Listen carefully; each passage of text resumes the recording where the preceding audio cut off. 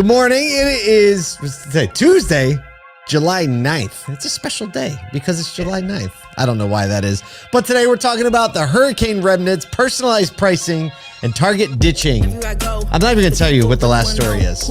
I don't want to reveal it yet. It's a happy story. Unless it's in the title when you're watching the live stream, and then we're in trouble Yeah.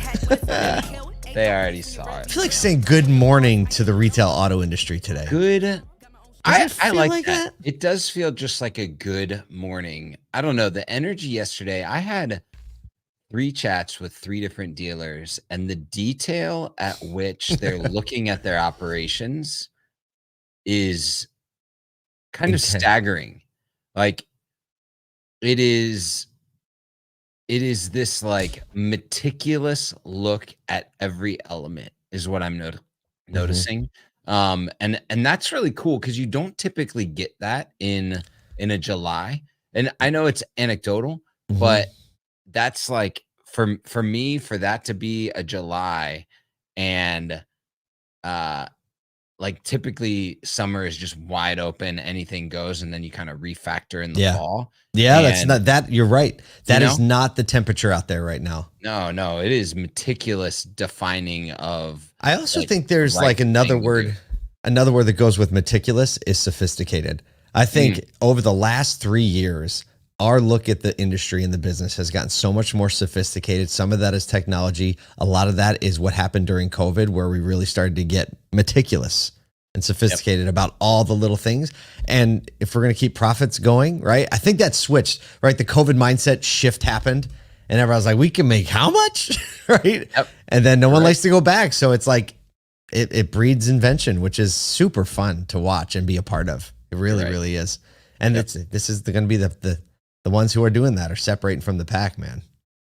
Did I say just say Pac-Man? Did I say those 2 words together? Pac-Man. There it is. We released a new Auto Collabs episode yesterday. It's another podcast that we have longer form. Kyle and I get together with Michael Cirillo. We interview some really cool people in the industry, and we talk a little bit of personal history. We talk a little bit of like real-time data analytics. This one was with Keishawn Batts of Upstart, where we were talking about AI financing and how like these companies, speaking of sophisticated, are leveraging AI in the finance world. Gives us a little peek into what we think AI finance is going to look like in 3 to 5 years from now. So super relevant to everyone who, sells something that's financed. So a couple of people in the audience. That's a couple 2-3 people. Yep. We're traveling next week. We're traveling. We're on the road a little bit. We got the annual charity event. We love, obviously, we've done the More Than Cars with the store with Mr. Beaver and Patrick Abad there and the whole team. So we're excited about that. We're also excited about, if you got our daily email today, we're going to be judging the Automotive Amplifiers contest with Reynolds in August, and the submission deadline is, I think, the end of this month for what you're doing in your store, that we get to judge whether or not it has that like More Than Cars mentality around it. So yes, if you don't bonus get points for More Than Cars mentality, jump in there, and absolute bonus. And people may say like, well, why do I want to do this? Number one, obviously open-handed wins in this industry. So there's an opportunity for you to be open-handed about some of the things you're doing, sharing with the other people. Also, you get an all expense paid trip, your flight, hotel, golf. Reynolds is going to donate $5,000 to the charity of your choice if you win. So I think they did it right as far as like, this is another little incentive. It's like you're not winning a cash prize, but as an industry, $5,000 goes to something you're passionate about, maybe in your local community or your home. So I mean, it's a pretty good ROI, and we'll hang out. We'll hang out. You'll come and we'll hang out. All right, let's talk about some news. Definitely some struggle going on right now. Hurricane Beryl's arrival as a Category 1 storm brought a lot of severe weather throughout Southeast Texas yesterday, but specifically the Houston area, affecting a number of local dealerships. They caused temporary closures for, get this, 7 CarMax stores and one of CarMax's vehicle auctions. CarMax spokesperson says, we temporarily closed everything to ensure everyone's safety. Ben Keating, owner of Keating Auto Group, says problems are the mother of invention, as he expressed some optimism despite the disruptions his stores experienced, including one of his buildings got damaged, a number of his cars were damaged. But you know what? We love that More Than Cars mindset. He's like, hey, problems coming in. It's an opportunity. Penske also has pretty large presence in Southeast Texas. However, they don't have stores in Houston, but some of their other stores a little bit further south remained open. So, still selling, servicing out there. High winds, torrential rains, the whole deal. As of last night, there were still 2 million people without 2 million homes and businesses. That's more than 2 million people. That's wild. Yep. Yeah. I mean, I feel it for the Southeast Texas. It's like ever since, I don't know, 2014 or whatever, they've just continually kind of been pegged across the Gulf there. Also, I mean, Beryl, like 78-year-old grandma, is definitely bearing down your neck as a category 1 storm.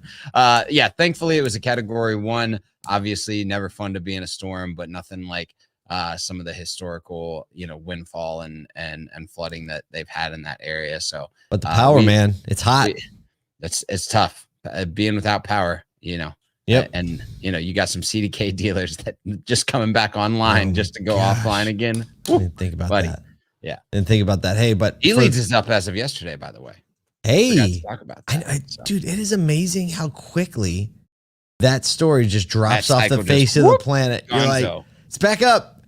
All right. Selling cars. But any dealer who's in the middle of that, like we texting back and forth, they're like, man, I gotta go. Like I can't text. I gotta catch up. And so, our thoughts and prayers out to those in Houston, especially anybody being significantly affected. If you are a store and you are open, and you do have air conditioning, you have an opportunity to serve the community. So I think this is where dealers can shine pretty bright. And if you need any help, if you have anything you want everyone else to know, news, something like that, just let us know. We'll get it out there. Crew, CREW at asotu.com. Yeah. All right, this next story is not technically, usually the last story is usually the non-automotive story. It's a retail story, but we have 2 of those today. I saw this story this morning. I was like, we have to talk about this. Here it is personalized pricing, a doorway to a place nobody wants to go. So personalized pricing driven by AI is becoming more prevalent, allowing retailers to set prices based on individual characteristics and behaviors, AKA how much money can I get out of you for this? Personalized pricing sounds so friendly, not so much. So retailers are using AI to exploit personal data, adjusting prices based on factors like age, mood, even battery life of your phone. Nicholas Guggenberger, assistant professor at University of Houston Law Center, back to Houston, argues that personalized pricing can lead to significant biases and inflation, often targeting the most vulnerable. He said algorithmic price discrimination can basically automate usury. It's a practice that is legal in the U.S. as long as it doesn't discriminate based on protected characteristics. Companies like Amazon and Uber have been accused of using tactics like this. For example, Uber allegedly adjusts ride prices based on a user's phone battery level. Basically, if your phone battery is low, they know you're more likely to pay whatever it takes to get that car there fast, so you don't risk being stranded. Since the proof is kind of siloed in our pockets, like on our screens, it's very hard to track because it's like the price it shows me could be a different price than what it's showing to you, 2 people down the line there waiting for the Uber ride at the airport. Man, the like insight of I'm willing to pay anything to get where I want to go fast, and it's not even fast. But they were talking about like airline upgrade seats. They were talking about even like Amazon adjusts prices 2.5 million times a day. Yeah. Right. So how much of that is like surge pricing? How much of that is like based on what they know I've paid? They were saying because all the data, what it's like. People know what I've paid for items elsewhere. Exactly. Cross-app tracking. Oh, man. Auto industry could never get away with this. Let me just say that right now. If someone found out dealers were doing this, there would be a congressional hearing. But, okay. But that happens already, right? As a negotiation. Right. But there's the ability to negotiate. There's like, right? Like there's like this thing. And I really wrestle with this one. Like, as I read the article, I was like, well, free market capitalism, right? Like something's worth what someone's willing to pay. Exactly. That's what I think. And so it's like, it just doesn't feel good. Doesn't feel good. Like if I But know, did it feel good before you knew about it? You were fine with it. dude, that's Nobody all got of mad about life. it. That's all of life. I was happy with my muscles till I saw that, guys. I don't know. I think it's pretty neat, and I think it's an opportunity for profitability, and I think it's as long as I think the scary part for me is how deeply it goes into personal data, shopping behaviors, things like mood, battery life, all that type of stuff. But adjusting pricing basing on shopping behavior, right? Yeah. I think that is completely reasonable, and it allows for market demand, and it's a benefit of e-com. I mean, one thing I know is that a ton of marketing automation out there when it comes to e-com, like drip emails and things like that. There are people studying retention as an opportunity to either raise or lower prices based on a person's retention timeline, right? So it's all it's all up for grabs, in my opinion. It's so gray. So it's so gray because like sometimes I'm like, yeah, that seems fair. Sometimes I'm like, that feels terrible. I think one of the biggest challenges, like what they would do to, an example they cited in the article, right? Typically how they would keep groups of people from being exploited. For instance, low income areas, grocery stores. You could go see what things cost here and what things cost 4 miles away and be like, oh, are you exploiting the fact that there's lack of transportation to get to that one? Sure. So, but that was easy to track. This is a little bit different. And I was thinking like, my mind kept like processing through like, what if I go to the grocery store and I'm ordering on the app and all of a sudden my milk is $5.25 a gallon and the other guy's is $3.80 a gallon. That's such a small dollar amount, but it's like, should my grocery bill be 20% higher because like I'm willing to pay it and I'm not going to like, it's like, duh. I mean, it's tough. Like I was at Lowe's 2 weekends ago buying a power tool, and that thing was $50 more in store than online. I pull up my app. I'm like, why is this $50 more or less on the app?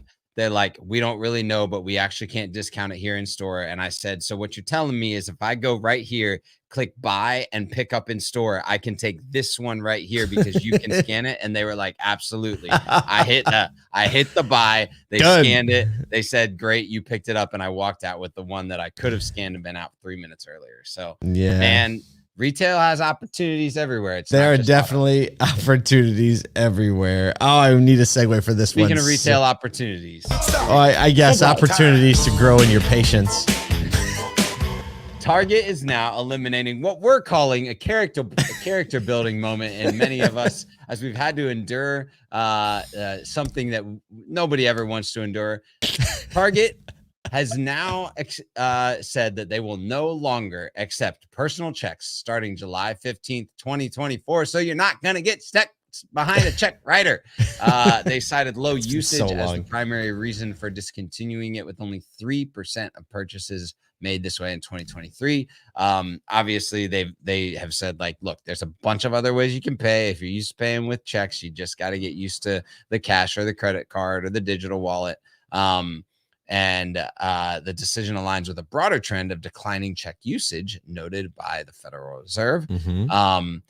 Interestingly enough, personal checks are more prone to fraud and errors.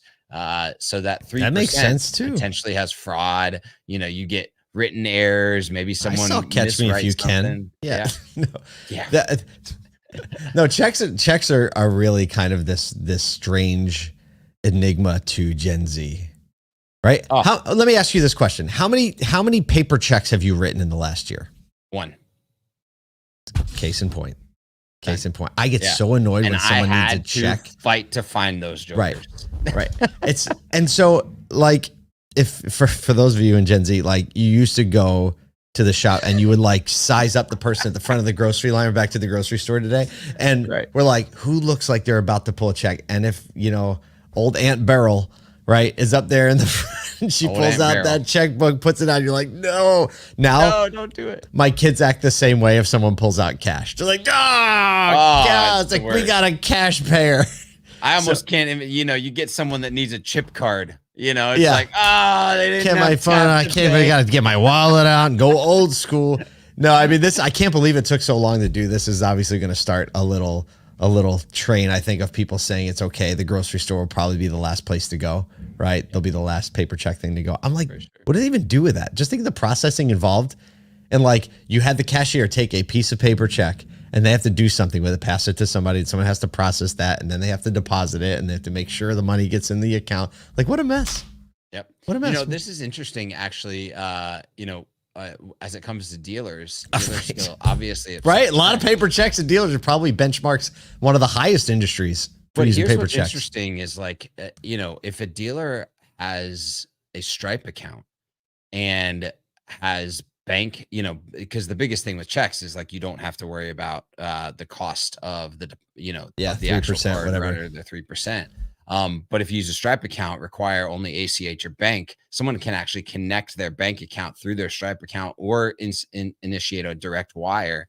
And so you basically pay like less than 1% or 1% on that charge. So that's an opportunity to just reduce fraud and increase the speed of cash in account. So there you go. Did you know that banks used to charge for depositing cash? Yeah. You know, like that's, I don't know. So, I mean, we have credit card fees now. What you just said is probably the cheapest way to take money. Cashier's check. That's true. Cheapest way to take it. Probably it's free to take, not free to get. I don't know. But there you go. We hope we got you thinking about being meticulous and precise about your business. It's a good season to be in. Look, we're making all the little changes, serving the people. Get out there, serve some people. We'll see you here tomorrow.